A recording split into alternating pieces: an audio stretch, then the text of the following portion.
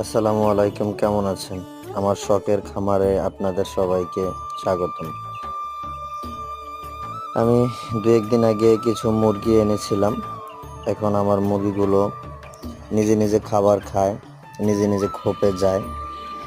তো খুবই ভালো লাগে, তাই আমি আজকে আমার এই তথ্যগুলো আপনাদের সাথে শেয়ার করলাম। আর এই যে উপরে দেখতে পাচ্ছেন খরগোশগুলো খাচ্ছে, আর এই একটা খরগোশ নিচে খাচ্ছে।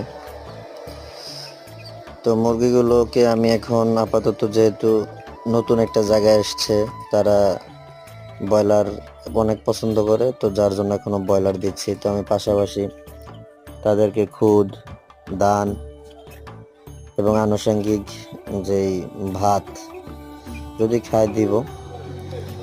তো ভালো থাকুন। আজকের ভিডিওটি এই পর্যন্ত। আবার এক নতুন ভিডিও নিয়ে আপনাদের সামনে আবারও আমি হাজির হব।